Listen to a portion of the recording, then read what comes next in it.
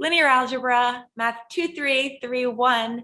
We are continuing to review for our second test by going over this previous test. This is a wonderful part of our review. So we will begin with number one. We're given a matrix A. We're also given its reduced row echelon form. So immediately I see leading one. And also I see free variable, and free variable. Now, the first part, we want to find a basis for the kernel of A.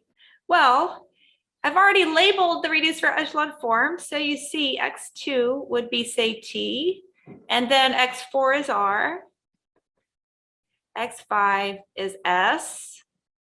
And now I can write down x1, I can write down x3. x1 is minus 4T minus 2R minus 5S. And then x3, we see it's 7R plus 6S. So a general element in my kernel I can put here. Then I'll be able to read off a basis for the kernel of A. Well, x1 is here, minus 4T minus 2R minus 5S. And then x2 is T. x3 is 7R plus 6S. x4 is R, x5 is S. Very nice. Let's make this slightly smaller, and we can write a basis for the kernel. Well, we have three free variables, so we will have three elements in our basis. We notice this vector in gray here. If we wrote it as a sum of three vectors, we would have T times minus 4, 1, 0, 0, 0. And then we would have R times minus 2, 0, 7, 1, 0, minus 2, 0, 7, 1, 0. And then we would have S times minus 5, 0, 6, 0, 1. So this is my answer in letter A. This is a basis for the kernel of A. Now the image of A is shorter. I can just write it down. How do we find a basis for the image of A? Well, I have two leading ones in my reduced row echelon form. This matrix has rank 2. This is the dimension of the image of A. And more than that, we pull off the columns in our original matrix that correspond to the locations of the leading ones in reduced row echelon form. So here I have 1, 2, 4, and I have 0, 1, 1. This is my answer for the second one. The third part of this question, we want to write down three different dimensions. Two of them are dimensions of orthogonal complements, but I'll start with the middle one. We want the dimension of the image of A transpose, but we started our understanding of this space by calling this the row space of A. It's the same space. The row space of A and the image of A transpose, it's the exact same space. In this case, this is a subspace of R5. Well, this subspace, the dimension is just the rank of the matrix, which is 2. Now, we have two more. Here, the image of A, it sits inside R3.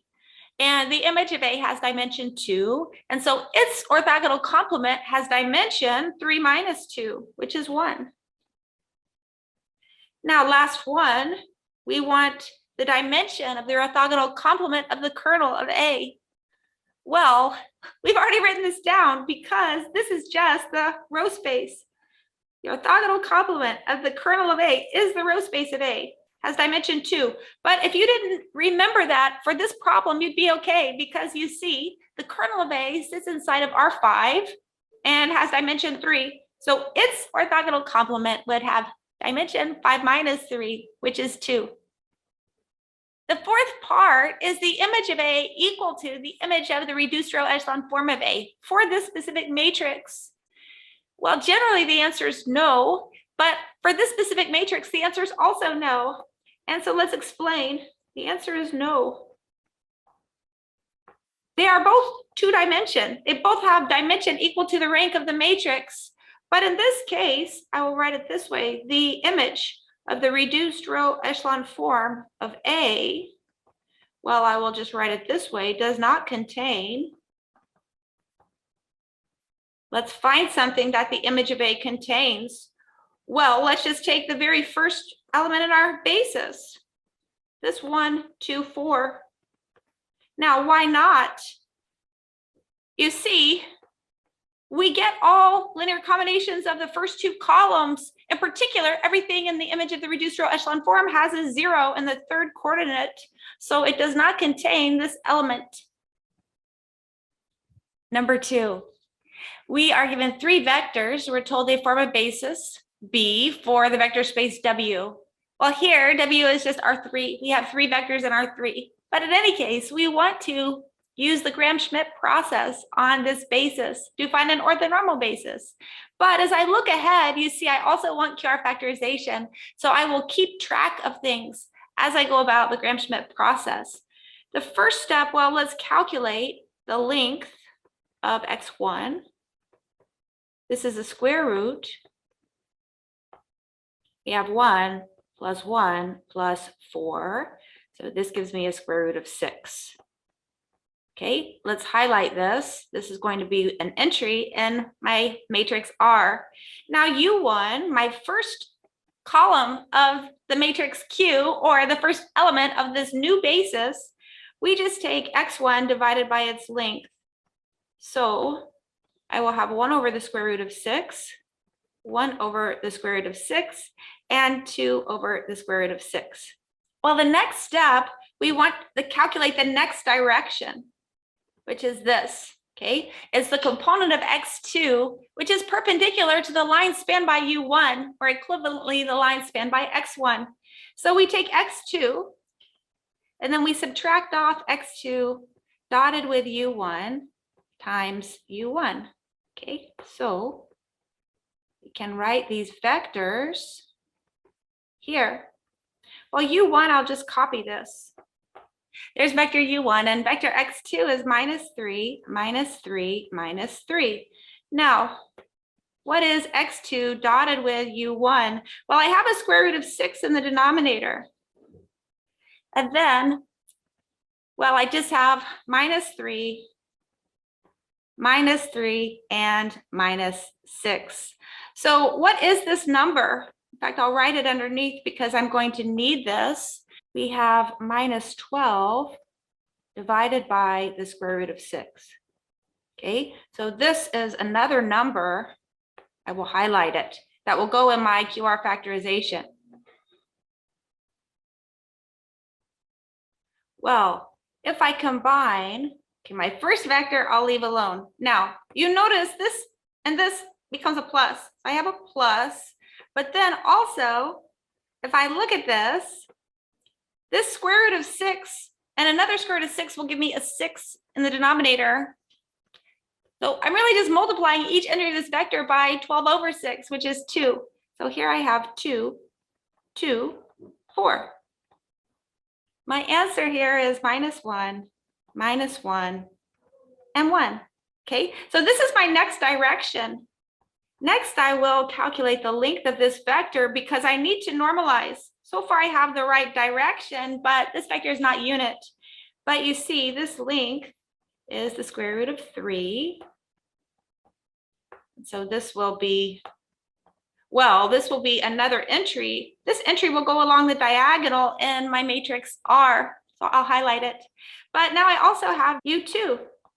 We take this, divide every entry by square root 3.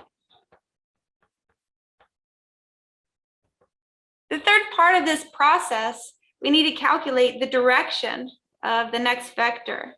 We take x3, we take minus x3 dot u1 times u1, and then minus, we have x3 dotted with u2 times vector u2.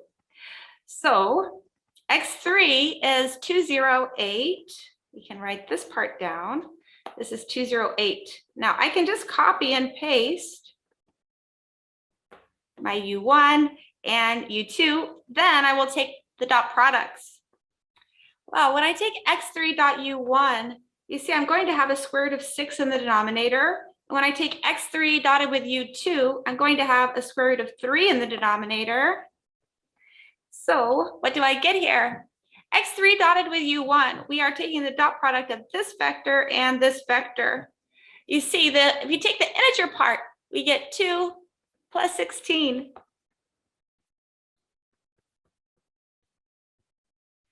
Now we dot x3 and u1. In the numerator, I will have minus 2 plus 8. Minus 2 plus 8. So perhaps I can scroll up slightly. Let's write what this number is and this number is, because those will go in my matrix R. We have 18 over square root 6. We have 6 over square root 3. Now you notice we can simplify all of these. Maybe I will, but for now I'm just going to highlight them.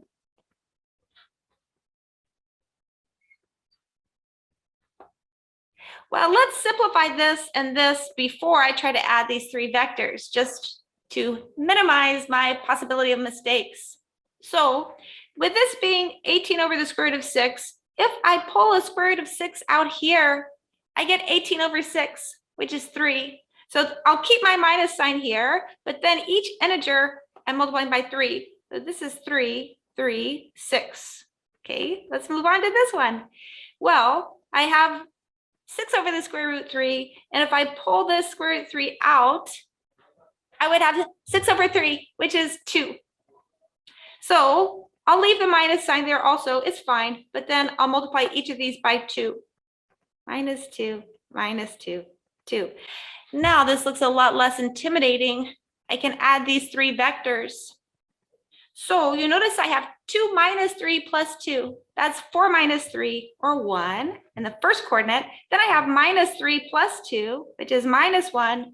But then the third coordinate, I have 8 minus 6 minus 2, which is 0. So this is my direction. The length of this vector, we can see it's a square root of 2. I will highlight this. This is my third diagonal entry in my matrix R.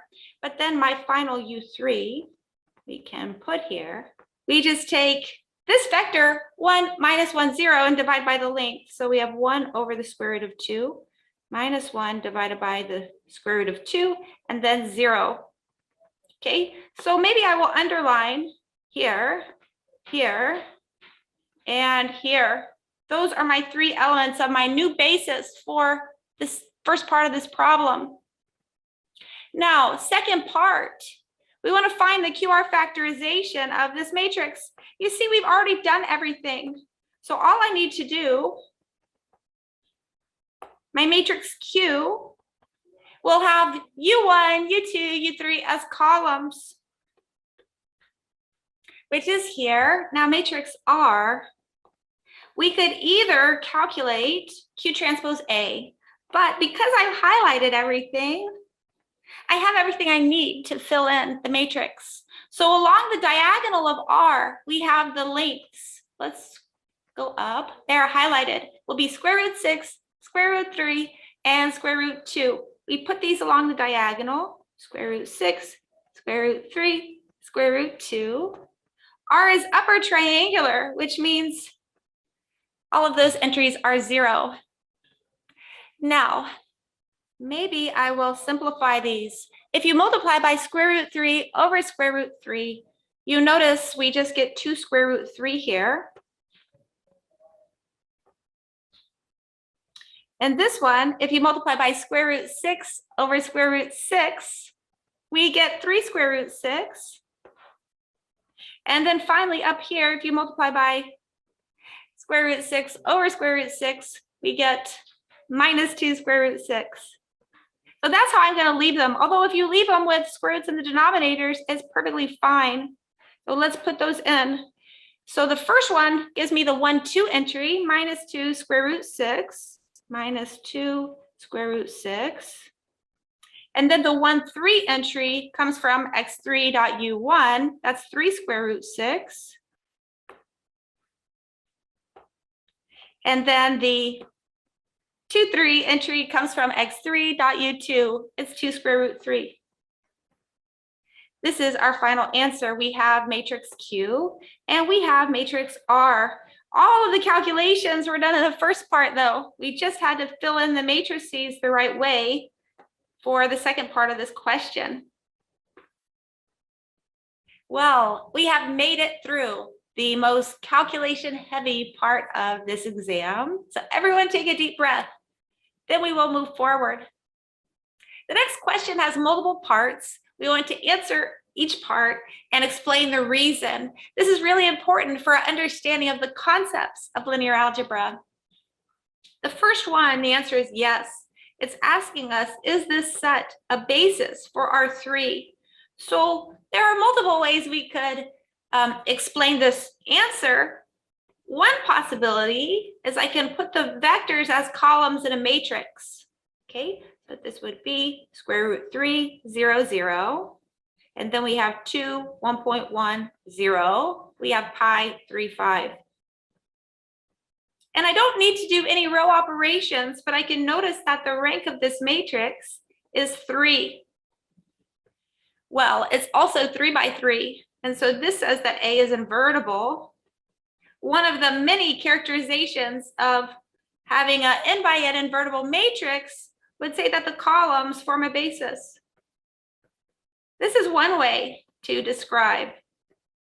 Number 2, it says, is this set of 4 vectors linearly independent? Well, they're in R3, so definitely not. The answer here is no. We have more vectors than dimensions, so 4 vectors in R3 cannot be linearly independent. 4 vectors in R3 must be linearly dependent. And if you wanted to write a matrix, well, you could put them as columns in a matrix. That matrix cannot have rank 4. So this says they must be linearly dependent. Okay, now we have 2 different sets in number 3 and number 4, and we want to figure out, is each one a subspace? Then number 3 asks more than that. But here, you see, I have this. It's all x1, x2, x3 in R4 such that x2 equals x3 equals x4. But really, there's 2 equations here. So you notice that I could write this as x2 equals x3 and x3 equals x4, or equivalently, x2 minus x3 is 0, and x3 minus x4 is 0. So this is really what is defining this set. So that gives us the information we need. The answer is yes, because this set is the kernel of a matrix. This V is the kernel of, well, I can read it off of these 2 equations. The first line would be 0, 1, minus 1, 0. And then the second line would be 0, 0, 1, minus 1. From this, you see, we get the dimension of V, and we can calculate the dimension of its orthogonal complement. This is a rank 2 matrix, and you can see it's in row echelon form at least. We also see free variable, free variable. So the dimension of the kernel of this matrix is the number of free variables, or 4 minus the rank, which is 2. And the dimension of its orthogonal complement, well, this would be the dimension V sits in minus the dimension of V, which is also 2. Or we do know that V perp is just the row space of this matrix. And that has dimension 2 because this matrix has rank 2. 2 different ways of seeing that. But the answer here is yes. And we have calculated these 2 dimensions. Now the next one, definitely not a subspace. For example, the answer here is no, but 0 is not in this set because 0 satisfies x1 equals x2. It does not satisfy x1 is not equal to x2. Last question here. We have UVW linearly independent in Rn. And now I have 3 more vectors, U minus V, U minus W, and V minus W. Are these linearly independent? So the answer here is no. Because here I have 3 vectors. u minus v, u minus w, and v minus w. But look at the third, v minus w. This equals, well, I can write this as u minus w. That's the first. Now subtract off u minus v. Now check, right? We have u minus u, very nice. We have a plus v and a minus w. And so this says that v minus w is redundant. This is what gives us the answer of no. You can write it as a linear combination of the two vectors that came before. Number 4, we're given a matrix B with columns B1, B2, and B3. Do these vectors form an orthonormal basis for R3? The answer is yes. Now, how can you tell that? Well, we can take the length of each vector. We need it to be 1, and then we need pairwise to be orthogonal. So as we look at this though, right, the length of all of these is the same. The length of BI is all the same. We have 1/9, 4/9, and 4/9, all underneath the square root. And this is just the square root of 9/9, which is the square root of 1. Okay, so this justifies my vectors are all unit. But then we have 3 dot products, B1 dot B2. What do we get? We have 2/9 minus 4/9 and plus 2/9. Okay, you notice this is 0. But also, if I take, say, B1 dot B3, this is the exact same calculation. And then the last one I could write out, B2 dotted with B3. Well, it's almost the same. This time I have 4/9 minus 2/9. So I have a 4 minus 2 minus 2, like this. Once again, I get 0. So this is why it's yes. The vectors are all perpendicular to each other, pairwise perpendicular, and unit. Okay, the answer is yes. Now, find the inverse of B.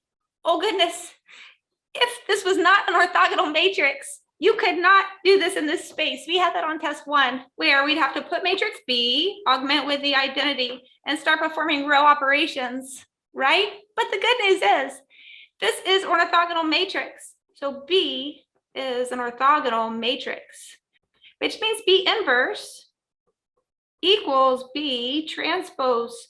Now in this case, you see B is symmetric. So you could answer this, which is true for all orthogonal matrices, but I happen to have one that is also symmetric. So you could also write this as B inverse is just B. I will write my reasoning here as B is symmetric. Either answer is perfectly fine here. Not all orthogonal matrices are symmetric. So this would be an answer you would give if I didn't have that special situation here. Well, the next part of this, we want the length of BV, and then we want the dot product, BV dotted with BW. Oh goodness, it looks like we're gonna have a lot of calculations, but B is an orthogonal matrix. Let us box this because this is what we're using throughout this question. B is an orthogonal matrix. So when I come down here, it says that B preserved length. So the length of BV, this equals the length of V. Now this is much more reasonable to calculate because I don't have to multiply B times B for this matrix B. This is a square root. We have 1 plus 3 plus 6. This is square root 10. Next question, what is BV dotted with BW? Well, once again, we have an orthogonal matrix, which means it preserves dot product. So this would just be V dotted with W.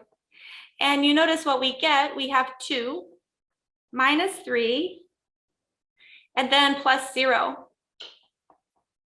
This is -1.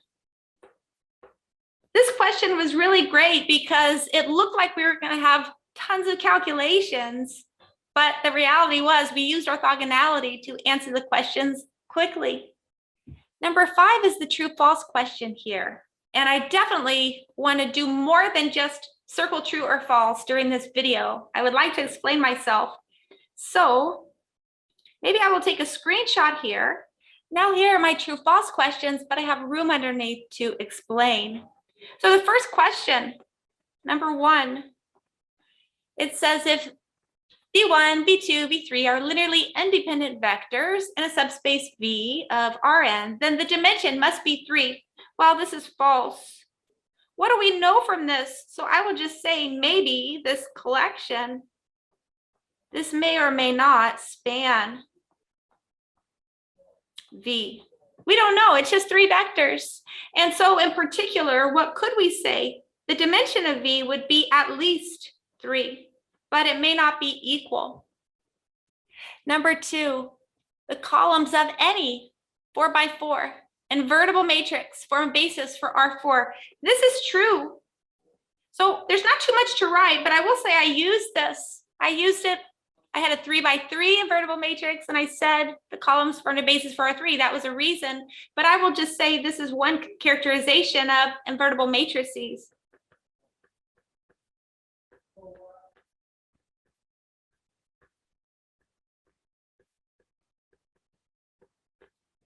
That is a wonderful reason.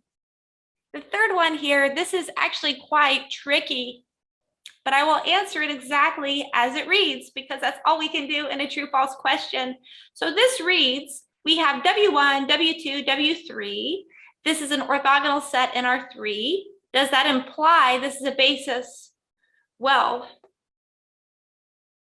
if I added non-zero vectors, W1, W3, W2, all non-zero, then the answer would be yes. Anytime you have non-zero orthogonal vectors, they will be linearly independent, and then the right number, 3, which is the dimension of R3, we would have a basis.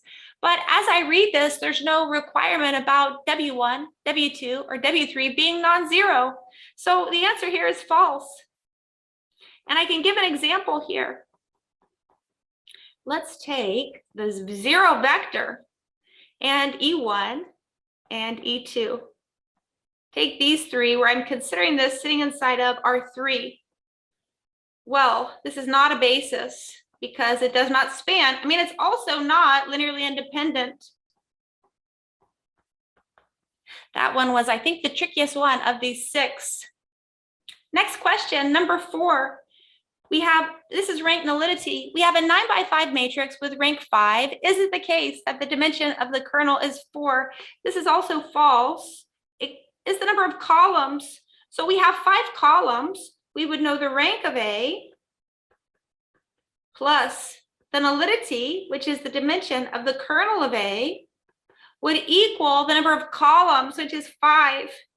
And so if you have a rank 5 matrix, then the dimension of the kernel is 0.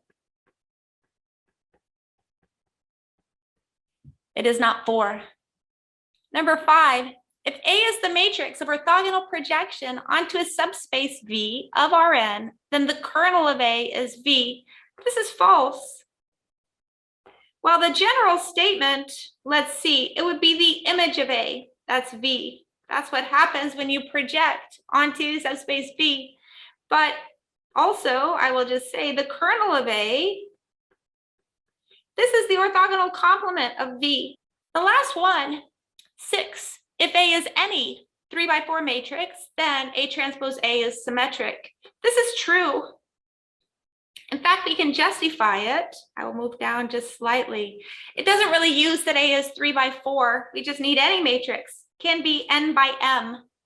Okay, well, if we take A transpose A and then transpose, we would know the answer is yes, provided we get this back. A transpose A after taking the transpose. That's the definition of symmetric. It says say B transpose equals B. It means the matrix is symmetric. So let's calculate. Well, when we take the transpose of a product, it goes in the other order. So this would be A transpose And then A transpose. Well, A transpose, you interchange rows and columns, and then you interchange again. We just get A. But this is A transpose A. And so in fact, we see really the size here did not matter. It's a 3x4 matrix. That's fine. But A transpose A is symmetric. In this case, A transpose A would be 4x4. Well, this is the end of this previous test 2. Thank you so much. Good luck on the test.